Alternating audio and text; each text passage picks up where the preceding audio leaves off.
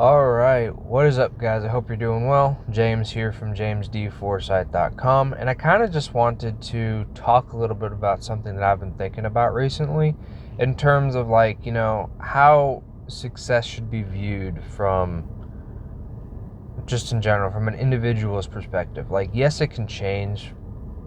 What success would look like manifested for an individual would be different for different people, obviously, but kind of that idea in general. It's I think that it should be obligatory. There's something morally wrong with not wanting to be successful, or at least having any form of drive to do something with your life, right?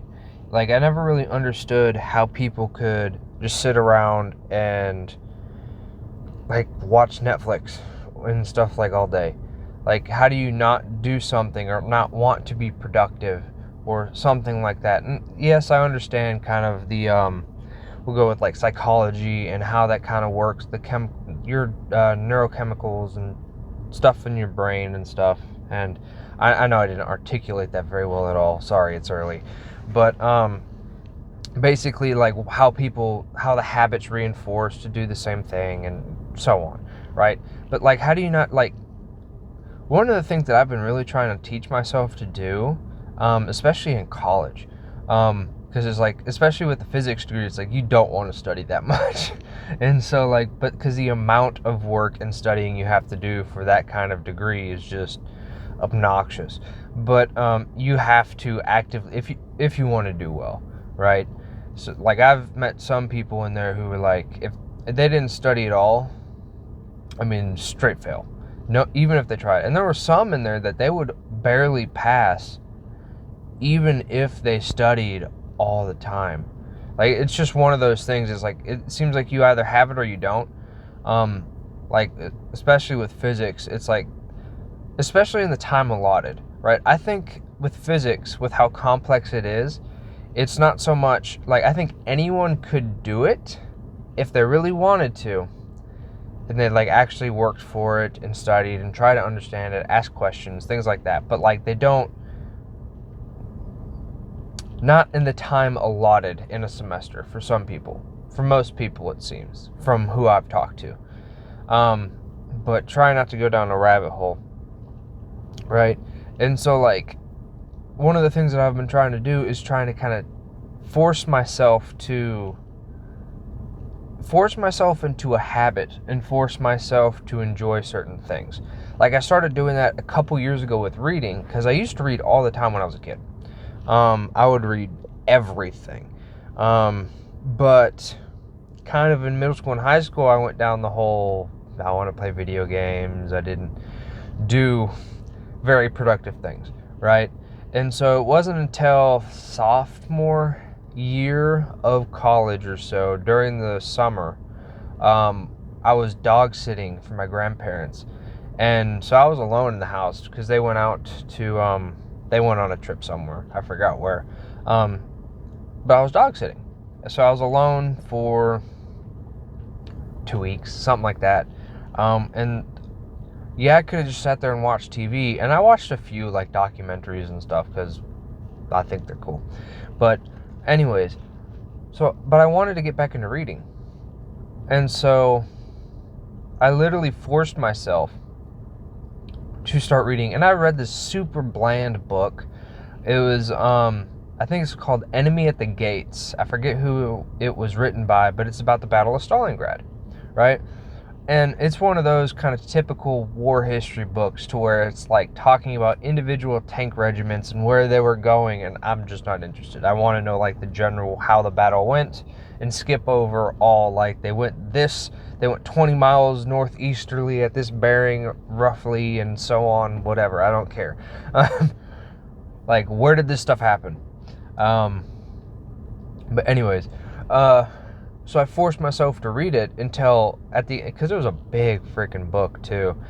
And so afterwards, it kind of just became a habit, and just, I forced myself to enjoy it, right?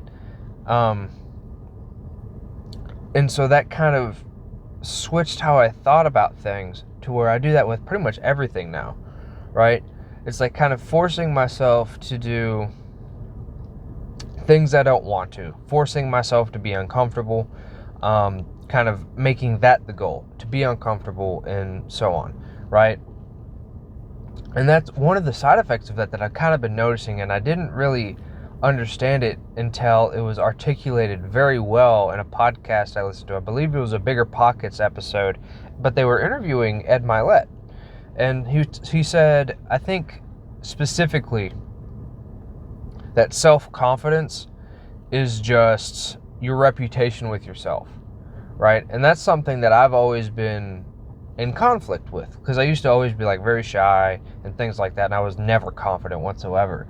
To whereas now I notice, like, the more I hold myself to the standard I want to uphold for myself, which I found is significantly higher than most people. Like, my worst days ever in terms of work is I work at least 8 hours, right? And that's not just my job. That's this stuff, that's the back end stuff for the website, that's the other things that I do, things like that. It's like, that's like my worst days is around 8 hours. And that's another thing and a concept that I learned or heard from Patrick Bet-David on one of his Valuetainment episodes. I forget which one it is, but it's not like your best days that make you, it's your worst 100. And so ever since I heard that, and you can normally tell when you're not having a good day and it's things are hard, you really don't want to do it, but I'm also of the mind, it's like, no one cares how you feel at all, right? So, like, no one cares how much it hurts. Like, that doesn't change the goal. That doesn't change your results, so to speak. And that's one thing I noticed specifically in the gym, is like, I will, after days, like especially the past couple days with work, to where, I mean, like, it's 115 in southern Mississippi and out in the middle of the fucking swamp, and I forget YouTube, you're not supposed to cuss. Whoops. But anyways, pounding fence posts in the big ones for signs and stuff. I don't think I can go specifically into who the signs are for, NDA stuff. But anyways, doing that kind of stuff, and it's hot, there's no shade half the time, and it sucks. And it's literally like 6 a.m. to, like, sometimes not leaving until 6 or 7 p.m., right? Just constant. Like, we don't really take lunch breaks at all. It's like we have our food and stuff in the truck, and then we just go. But anyways, it's like, I don't want to go to the gym afterwards. Like, everything hurts. My hands are raw. My back hurts from lifting everything all day, from moving around, getting whipped by vines. My legs are all torn up, things like that. But it's like, and that's one thing I always kind of tell myself, especially sometimes when it gets really bad, before every single set, is like, no one cares how much it hurts, right? It just, did you do it or not, right? And so kind of making, instead of having the amount of work that you do be the variable, make that the constant, not how comfortable you are, right? And at least that's how I think about it. And I find it helpful. And so I've just kind of noticed, like, the more I focus on being uncomfortable, then the more I kind of improve in general. And that's with pretty much everything. Like, especially when we work out of town, it's like, I really like the whole reputation with yourself thing, that I've really been trying to pound in my head is, because I don't care so much what others think of me, ultimately, because I really just care, like, what I think of me in general, my reputation with myself, because I notice I'm a hell of a lot harsher than other people. And so, like, I legitimately feel bad when I get up at 5 a.m. because I didn't get up at 4. Like, because that's what I normally do during the week, so I can work on stuff before I actually have to go to my day job, right? And so I legitimately feel bad about it. And then on the weekends, because, after doing that for so long, everything just kind of starts to break down, in terms of body, your mental state, everything. And so 4 a.m. to like 9 p.m. is not a great work schedule.